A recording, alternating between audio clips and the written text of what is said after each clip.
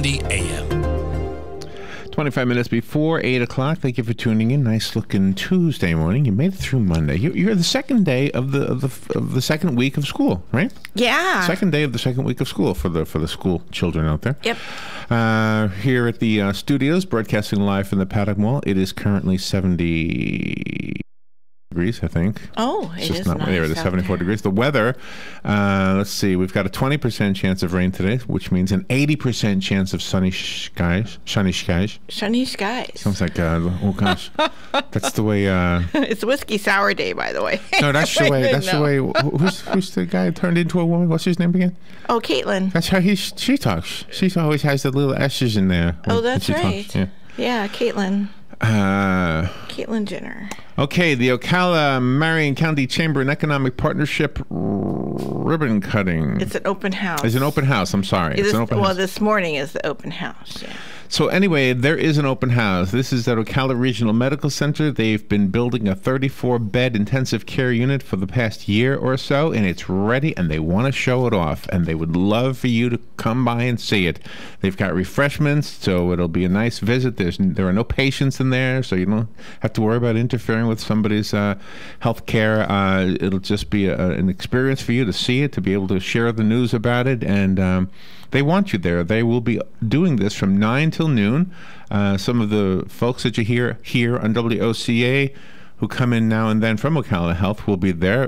Brittany Marthaler will be there. Yep. I'm guessing Suzanne Santangelo will be there. And Leah Caruso will be there. Yep. I'm sure all the big shots will be there, and you are welcome to be there as well. They have valet parking, so you don't even have to park your own car. Exactly. You don't even have to do that. Just drive up to the building, and the building is at 1431 Southwest 1st Avenue. Most of you know where Ocala Regional Medical Center is. Mm-hmm.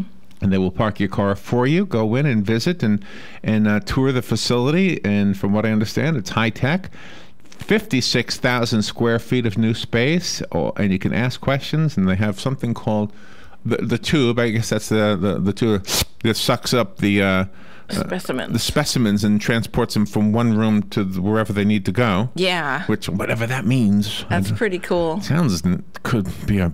I mean, I don't know what they mean by specimens. I'm just saying. I don't know. Anyway. Those tubes aren't new technology, though. I remember those as a kid in department stores. Well, I remember them. They still have them at banks. But is it the same type of tube, or is it something more high-tech-ish about it? Probably high-tech-ish.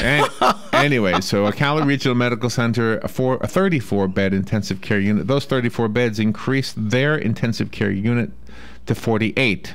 Mm-hmm. Which means they had only 14 before, right? Yes. Wow. So now they have 48. So go today and congratulate them. I'm sure they'll appreciate it. And do us a favor if you would. Say, I heard them talking about WOCA, and so I came by. It'll help us a lot. It will.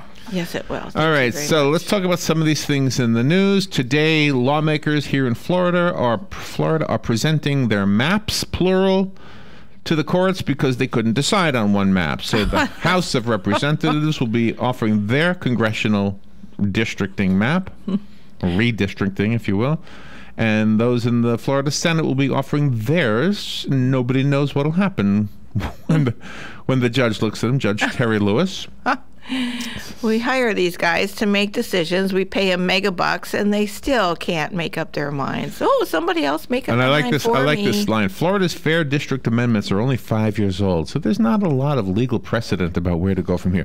It's 5 years old. Yeah. 5 years. 5 years. That's enough time that you can learn a whole language in 5 years. Exactly. Children do it all the time. Exactly. Yes, they do. Well, anyway, with these guys and gals. All right. I already told you Hurricane Danny has been downgraded to a tropical. No, not even a tropical depression. They downgraded it again. It's just a trough of low pressure. Oh. It's just a bunch of thunderstorms is all it is now. However, there is Danny's sister, Erica. Ooh. Now, Erica might be the one you need to worry about. Erica is out in the ocean, in the Atlantic Ocean, about, I would say, 800 miles east of the Leeward Islands by now, heading our way at 20 miles per hour. So the storm has right now sustained winds of 45 miles per hour. Erica is a tropical storm, not a hurricane yet, but they expect her to become a hurricane. And the models do show her reaching us. Mm-hmm. That puts her about, what, 10 days out? I think so, yeah. About 10 days out. So hey, we've been talking about this for the last, what is this, 2015? The last 11 years since 2004. Mm-hmm. We've been trying to make sure that we're prepared, because 2004, we really were not prepared. You know, the one thing that we all learned from 2004 was that those people who kept their trees, I don't know, what do you call it, culled or trimmed? Pruned, yeah. Mm-hmm. So that the wind could get through them, mm-hmm. didn't have as much tree damage as those who just let the trees grow naturally and wild. Because the tree that hasn't been pruned has complete resistance, mm-hmm. whereas the trees that have been pruned have the wind go through them. Mm-hmm. You know what? When David is here later on, he's more of a plant guy than I ever will be, so I will ask him about that. And I don't know if you have enough time. I mean, you'd have to call a tree guy. We have a Pride Tree Service. Is that what it's called? One of our sponsors. Give them a call. Say, hey, can you come out here and look at my tree? Can you prune it so that if there's strong winds coming my way, it'll be a little bit safer to live here? Yeah, don't wait till it's right here on the land. I'm serious. It's too late. I mean, if you remember, too, I don't know how many of you lived here in 2004, and others probably lived in Miami during Andrew, or perhaps even in Louisiana during Katrina. You know, if you've been through any of these things and you remember the damage that the trees caused. Yeah. The trees. And then once 2004, there were two storms that came through Ocala in 2004. The first was the worst, mm-hmm. because the first knocked down all the trees. The second, well, it was still bad, but the trees from the first one were already culled out or thinned out or whatever. Right. And they were falling on power lines. We were out of power. I think my power, if I remember right, was almost a week, maybe 5 days. How long was your power out that year? Yeah. Mine was okay, but my folks was out, so my folks came and moved in with me for a week. Theirs was out for a week. A week. Some people were out of power for 2 weeks. Remember, generators were selling off the shelves at that time. Yeah, you couldn't get them. We'll have to call Jerry's Pawn and Gun later on, see if they have any generators. But anyway, not to scare you, but to prepare you. How about that for a little rhyme? I like it. A lot. Another thing that I don't know what you can do about it, but if a storm comes our way, although we've had pretty good rain, so this is another question for David later on. But I think when you've had a drought situation and then you have a lot of rain suddenly, that's when a lot of these sinkholes open up. Now, a sinkhole opened up Sunday in Lake County, in Groveland, and it took 25 dump trucks worth of material. Oh, my. To fill it in. They filled it in yesterday. It's a 65-foot deep hole. 65 feet deep. Wow. That is a 6 foot. That's not 6 foot. That's a 6-story building down in the ground. Yeah. Just think of a hole that is as okay. If you were to bury the Ocala Hilton. Yes. It would be a 3-story building, because the Ocala Hilton is a 9-story building. Yes. So you would have 3 stories sticking up out of the ground. Wow. Wow. Now, I can deal with perspectives like that. That's how I pictured it. That's how I pictured depths and everything. So anyway, so a 65-foot deep hole, 45 feet wide. It opened up near Iowa Avenue and East Waldo Street in Groveland. Mm-hmm. So there you go. Wow. That is, and it's... All right, some political news here. Wow. I thought I have a mixed bag here today. President Barack Obama has given Vice President Joe Biden his blessing if he chooses to launch a White House run. Yep, because Hillary won't be in it. A CNN report cites a senior Democrat in the story, saying the pair met for a regularly scheduled lunch yesterday. Biden was also scheduled to meet with 2 key Obama advisors, Anita Dunn and Bob Bauer, yesterday evening at his residence on the grounds of the U.S. Naval Observatory. Dunn and Bauer, who are married, have worked in the Obama White House off and on since 2009 and are still close to the president. So speculation is growing that Biden will join the Democratic race for president. All right, we've got the 15-minute break. So let's take that break, and when we come back, we'll talk about some of these other stories. Good news, a little 10-year-old was found. They thought he was lost for a while, but he's been found. And another story about a teenager. How old was this teen? A 14-year-old boy saved his siblings because an intruder came into his home, and the teen got out the family rifle. Good for him. We'll tell you that story when we come back. The weather is brought to you by myfwc.com. Safe boating is no accident. For today, a mix of sun and clouds with a thunderstorm around, mainly during the afternoon hours over the interior. The high today, 91 to 95. There can be a shower or thunderstorm in the area early tonight. Otherwise, partly cloudy and warm overnight, those 73 to 77. Times of sun and clouds tomorrow with a couple of thunderstorms around, mainly during the afternoon hours. The high 88 to 92. Thursday, variable cloudiness with a shower and thunderstorm, high 87 to 91. From the Florida Weather Center, I'm Joe Lundberg.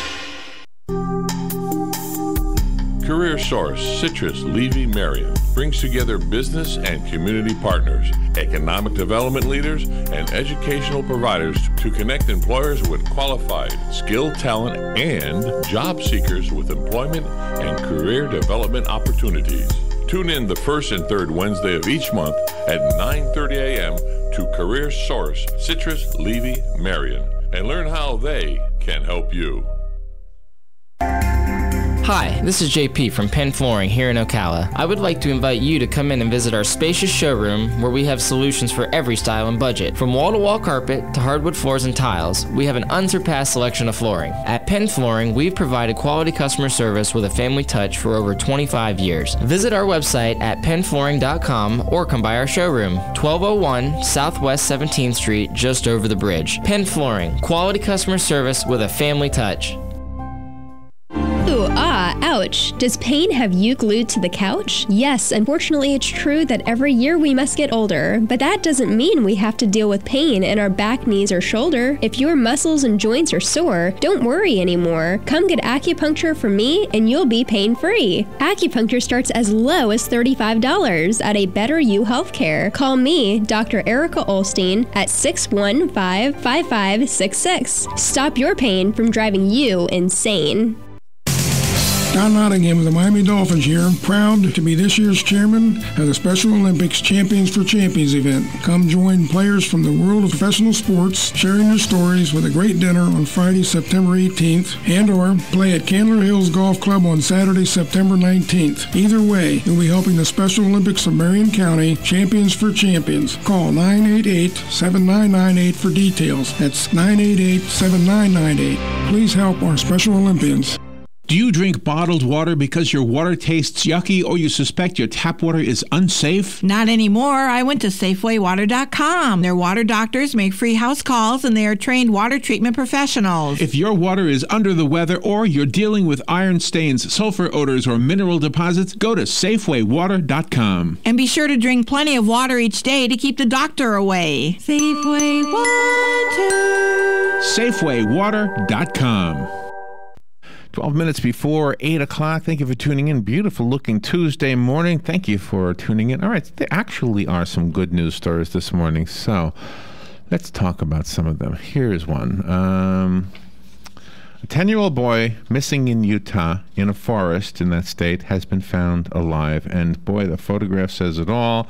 The family, the friends all gathered around him, just smiles and tears of joy. I guess his first name is pronounced Malachi. Malachi Bradley smiles as his brother Levi, as he is reunited with his family yesterday in Uintah County, in Utah, after being lost near the Wyoming border on Sunday.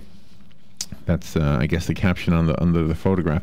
The story says, a 10-year-old boy who disappeared while hiking with family in eastern Utah has been found alive more than 24 hours after he got lost while looking for mushrooms near a remote mountain lake. Police say that Malachi Bradley got lost near the remote mountain lake near the Wyoming border Sunday morning. His aunt, Lehua Estrada Brown, said she got a text from her husband at the scene saying the boy was found Monday afternoon in good shape. Oh, thank God. He was gone from Sunday morning through Monday afternoon. So can you imagine what scary. He spent the night? Yeah. Malachi Bradley survived in the remote, rugged area as temperatures dipped into the upper 30s overnight. Wow.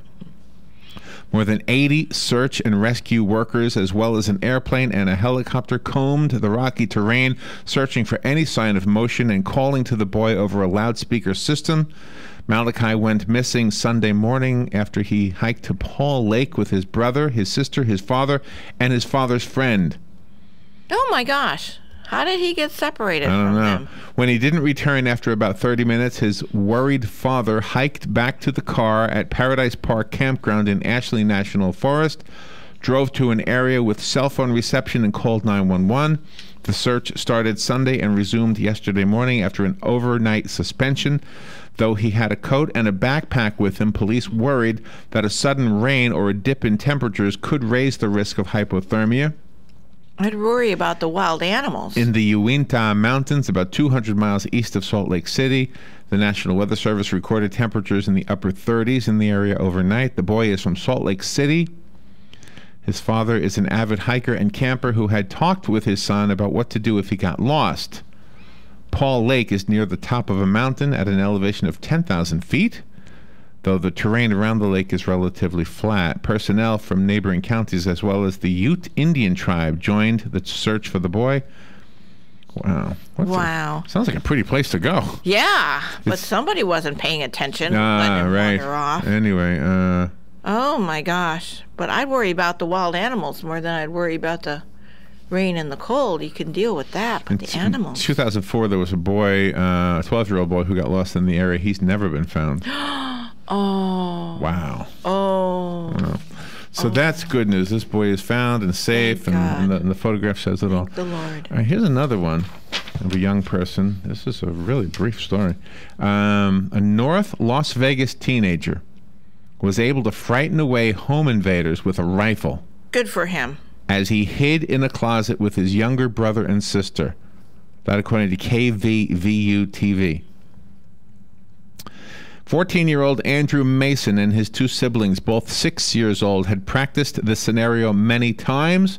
So when invaders broke into their home during the day when their parents were away, Andrew grabbed his father's cell phone and his rifle and hid in a closet with his brother and sister. Good for him. They must be twins if they're both 6, huh? Yeah. One of the home invaders saw Andrew. Andrew told the TV station, "I had my gun loaded and ready to shoot, but when he saw me, he just took off running."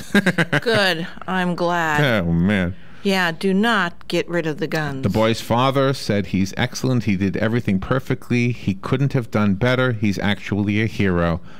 Kiowa Mason said he believes in the right to bear arms and takes his son to a local shooting range often. Yeah, so he knows. The son knows how to handle a gun. Another good story.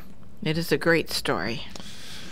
Let's see, before I get to another political one, let me do this one. The proud father of the U.S. National Guardsman who averted a massacre on board a train, a commuter train that was heading a Paris to Amsterdam train, said his son's actions prove America must brush aside political correctness when it comes to fighting terrorism. Exactly. He said, this is the father speaking, what I like to take away from this is that the political correct crowds, they really need to wake up to the fact and call terrorism what it is. It's dangerous. That's right. That statement from Emmanuel Scarlatos, the father of Alex Scarlatos. He was speaking to a reporter yesterday on Newsmax Prime. He said, it's a difficult thing to defend against, but they're willing to die for something. There's an old Greek saying, quote, it's better to die like a lion than to be slaughtered like sheep, unquote. And he said, especially this one, this terrorist coward. The PC crowd really needs to take a listen. That's right. Yesterday, French President Francois Hollande awarded France's highest honor to off-duty servicemen Alex Scarlatos and Spencer Stone, their student friend Anthony Sadler, and Chris Norman, a British business consultant. The heroic five sprang into action to overpower a 25-year-old Moroccan identified as Ayoub El Kazani, who boarded the high-speed train on Friday wielding a Kalashnikov assault rifle, a Luger automatic pistol, ammunition, and a box cutter. Oh, my God. Oh, my God. The father said he's always been for the underdog who needs help, and the people on that train were the underdogs. They had no weapons, and my son and his friends had no weapons.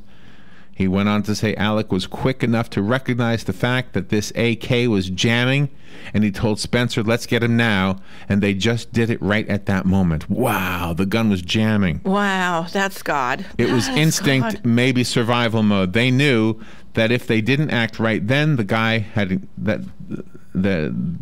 engaged that weapon with 8 magazines of 30 bullets in each magazine, that there would have been some carnage, and my son and his friends would have died also. Wow. That's right, the U.S. government. Did you not? better I didn't wake up. hear that part of the story. No, I didn't hear that part either. This is, wow. Scarlato said he learned of the Wow. averted bloodbath Friday afternoon when his son called home. Can you imagine that phone call? Yeah, that's right. Hi, Dad. Hey, how's it going? You're in Europe? Yeah, we took a train ride. God, I love train rides through Europe. How was this one? A guy came on with a gun. He's a knucklehead. We took care of him, Dad. Don't worry. Yes, Wait. Back up. A guy came on with a gun. It's AK-47. It was nothing, you know. Yeah, he probably downplayed it. Oh my gosh. Yep, the U.S. government better wake up. Heed those guys' words. Terrorism is This terrorism. is what he said to his father. I just made up something, but this is what he really said. He said, hey, Dad, me and the guys just took down a terrorist on a train from Amsterdam to Paris. And the father said, what? Then he started explaining what happened. It was just a short time, and I didn't have time to say much except that I loved him. And be safe. You're giving me chills. After he hung up. Oh. After he hung up the phone, that's when it really hit him what had happened. I bet he bawled. I bet he really cried. I bet God. he did too. He got on his knees and okay. he said a prayer of thanks. You know that. Yeah. Oh, you just gave my whole body goosebumps. Oh, my Former gosh. Representative Michael Patrick Flanagan, an Illinois Republican who appeared on the show with Scarlatos, told J.D. Hayworth, who's the host of the show, this was American exceptionalism. Hollywood paints a picture that we're just a bunch of great, bland people of the earth, and there's nothing extraordinary or odd or exceptional about us. I have terrible bad news for you out there, including our president, but we are exceptional people. Good for him. We are exceptional, but Mr. Scarlatos has raised an exceptional young man and has done a great job doing it. The young man's comments were don't just sit there, do something. What an incredible thing to say. Don't be a sheep on the train. Stand up and do something. Make the world a better place. Take down bad guys like these. those quotes are going to be on T-shirts. Don't be a sheep, do something. He said here he was not defending Americans. He was defending Frenchmen and Belgians. This is the greatest story we've had in a long time, and it's wonderful to be able to talk about an exciting young man like this. Scarlatos added, I'm sure there are plenty of Americans just like my son. And thank you, Mr. Holy Francois mackerel. Holland. Holy mackerel. Mr. How much of this President story Holland. did you hear before? I didn't. Very little I of it. didn't. Very little. Very little. This is everything, this story. This should be emblazoned everywhere. Wow. This is a great Good story. for them. Remember that movie? There was a movie, who's the guy from Star Wars? Harrison Ford. There was a movie. He was Mark he was Hamill. the president. Oh, Harrison Ford, yeah, Air Force One. He was in the plane, and there was Force One. this room full of hostages, and there's 2 guys with the guns. And I remember saying to myself, if that was me, I would say, because the guys kept coming in and coming out, right? So I was thinking, if that was me, I would say to all the guys in the room, when the guys were out of the room, look, all of you ladies get in the back. All of us guys, we're going to rush him. Some of us will probably die. Yeah. But the rest of us will live. We will all rush him, and they will be done. Yeah. They will be done. The plane will land safely, and some of us will, move on to further territory up in the sky somewhere. Yeah. But Yeah. anyways, We're not going to take it anymore. The American citizens are coming forward. The U.S. government isn't, but the citizens are. And thank God for that story. I love that story. I love the father's comments. it is the average person that really makes this place a great place, It is. And that story about the 14-year-old with the rifle, he defended his siblings. Yes, he did. Exactly what the founding fathers wanted you to be able to do was to be able to protect yourself in any way that you can. Yeah. I don't know how off this story is, but I heard that the reason martial arts developed in Asian countries was because weapons were outlawed. So they had to figure out a way to defend themselves. And so they came up with all these wonderful martial arts moves. Yeah. Whatever you have to use what you have, but you have to use it. Exactly. And if you have a weapon, it's a lot easier. Yeah. I know there's a lot of nuts who get weapons and do horrible things with them. But the bad guys will not be will be defeated by the good guys. The bad guys can't get their hands on guns. They'll use cars. They'll use bombs. They'll use knives. Exactly. They'll use fire. They'll use gasoline. That's right. All right, we'll be right back. Good stories. Broadcasting from the Paddock Mall Studios, this is WOCA, Ocala, Gainesville, The Villages, 1370 AM, 96.3 FM, The Source.